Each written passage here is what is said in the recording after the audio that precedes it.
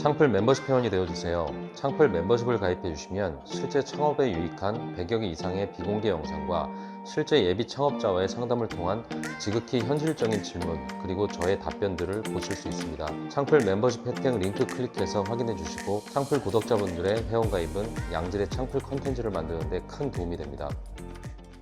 네, 안녕하세요. 청필직입니다. 오늘 말씀드릴 주제는 장사꾼하고 사업가의 표정의 차이에 대해서 설명을 좀 드리려고 합니다. 아울러서 부끄러웠던 제 과거에 대해서도 이야기를 좀 드리려고 하는데요. 아무래도 제 영상은 사업을 생각하고 또 장사를 생각하는 분들이 보는 채널이기 때문에 나름 그 표정을 보면서 이 사람이 어떤 상태구나 이런 것들을 좀 가늠하는 그런 힌트가 되었으면 합니다. 지극히 제 개인적인 얘기예요. 20대 초중반을 제가 뭐 아시는 분들은 아시지만 롯데월드 그 놀이동산에서 일을 했거든요. 그때 한 만 5년 동안 일을 하면서 총 매장들을 처음엔 뭐 6개부터 9개까지 제가 장사를 하는 점장 역할을 했었어요. 어쨌든 20대였음에도 나름 좀 괜찮게 했어요. 당시를 생각하면 진짜 어린 놈이 뭐가 잘났다고 딱 포커페이스 해가지고 뭐 여러 가지 그렇게 무거운 표정을 가지고 장사를 한 이유도 있었지만 제가 동급 대비해서는 좀 잘난 줄 알았습니다. 열심히 최선을 다했던 시간들이 있었겠죠. 또 성과가 있었고 그리고 남들이 인정을 했던 좀 뭔가가 있었던 겁니다. 마치 어린 그건데도 표정이 좀 근엄한 느낌? 그 작디 작은 그 놀이동산 안에서 거기서 내가 최고다, 우물안 개구리로 살았다,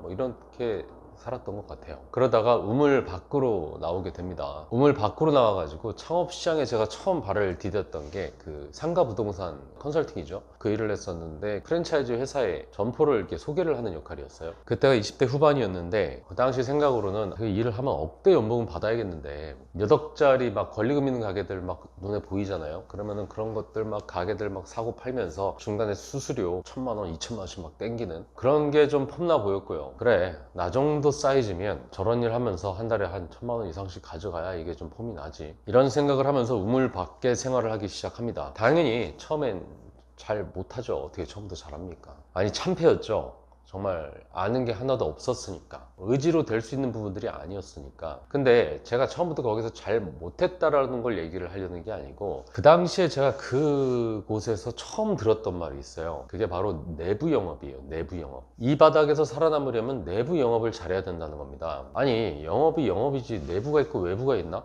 뭐 이렇게 생각할 수 있잖아요. 근데 결국 상가 거래라는 게 이게 양쪽이 주고받는 게임이란 말이에요. 물건을 뭐 찾는 사람이 있으면 물건을 팔려는 사람이 있는 거죠. 그러면 찾는 사람을 가지고 있는 직원분이 있고 파는 사람을 가지고 있는 직원이 있는 거죠.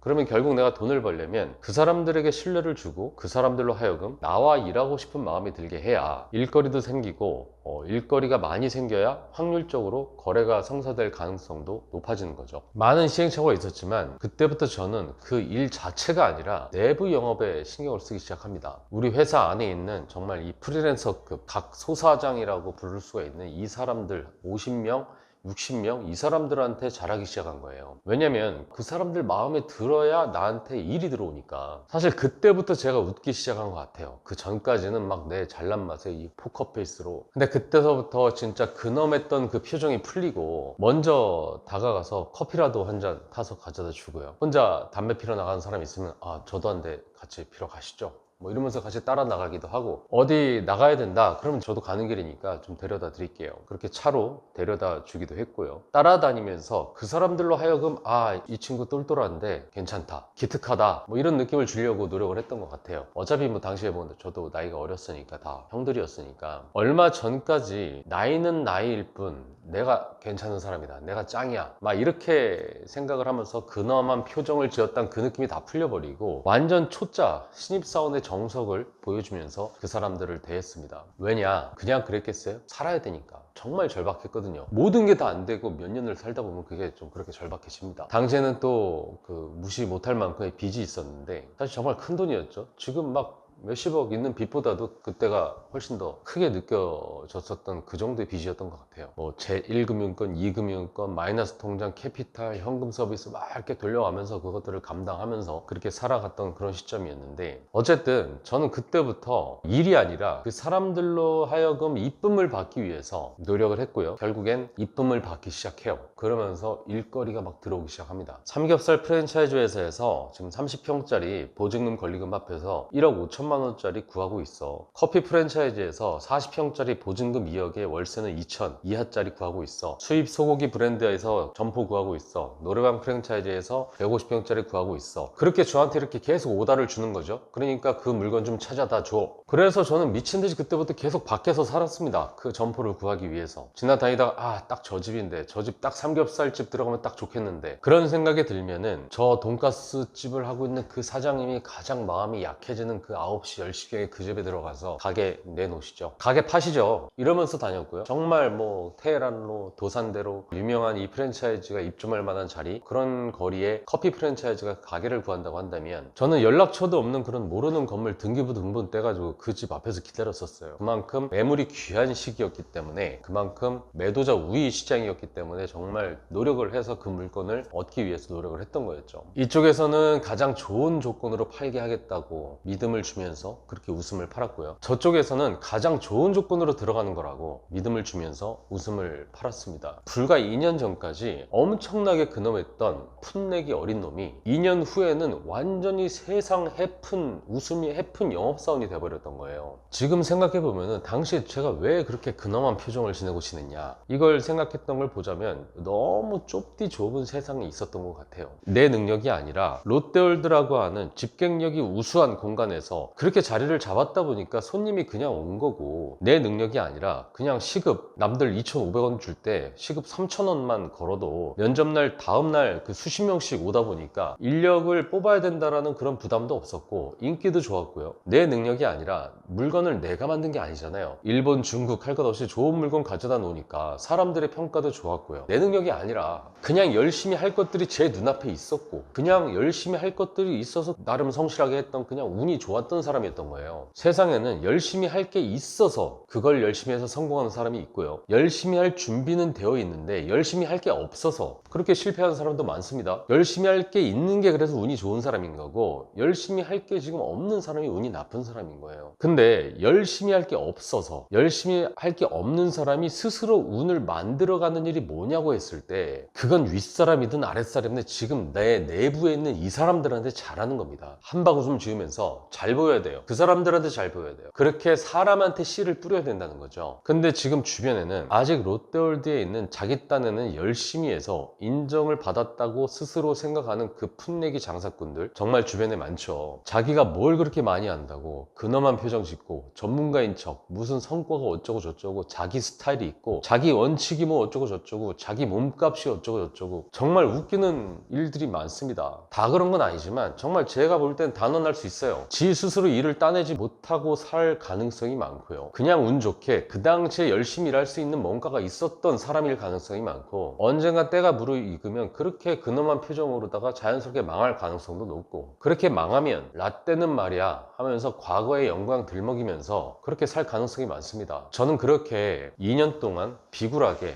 웃음을 팔면서 심지어 연말 시상식에는 원더걸스의 텔미 춤까지 췄습니다. 그것도 친구한테 또 부탁까지 해가지고 레슨까지 받아가지고 잘 보이려고. 이게 영상 얘기하면서 이게 생각이 나는 건데 정말 창피했죠. 지금 생각하면 좀 웃기긴 합니다. 근데 그 당시에는 그게 제가 절실하게 집중을 했던 부분이었어요. 그 시상식은 제가 그 회사에서 임원을 제외하고는 가장 높은 매출을 기록했기 때문에 상을 받는 날이었어요. 저는 그곳은 어쨌든 제 위치에서는 짱을 한번 먹었습니다. 그 뒤에 저는 프랜차이즈 사업을 한다고 그렇게 시작을 했고요. 저는 저에게 수익을 안겨다 줄 수 있는 사람한테 정말 최선을 다했습니다. 그리고 그 최선을 다함을 정말 티나게 했어요. 마티즈의 그 좁은 트렁크에 마대자루와 왁스 넣어두고 가맹점 바닥을 닦았습니다. 기왕이면 10분 안에 땀이 나게 닦았어요. 음료수라도 주고 싶게 말이죠. 오늘 그 사람의 점포를 찾기 위해서 저의 답사 흔적들을 사진을 찍고 실시간으로 문자를 보냈습니다. 밤 10시, 11시 퇴근 안 하고 그 가맹점 앞에서 전단지를 뿌렸습니다. 그 가맹점 앞에서 솜사탕 기계 가져다 놓고 솜사탕 나눠줬거든요. 돈이 안 들면서 최대한 부족하더라도 사람들로 하여금 이 새끼 애쓰네, 이런 마음이 들게끔 최선을 다해서 내부 영업을 했습니다. 그때부터 문자로 맨날 보내기 좀 불편해서 그 당시에 막 블로그가 뜨기 시작할 때였는데 블로그에 담아가지고 링크를 보내는 일부터 시작을 했어요. 그때 뭐 스마트폰이 있던 시대도 아니고 맨날 문자 쓰기가 힘드니까, 맨날 그 문자 천국으로 보내는 것도 힘드니까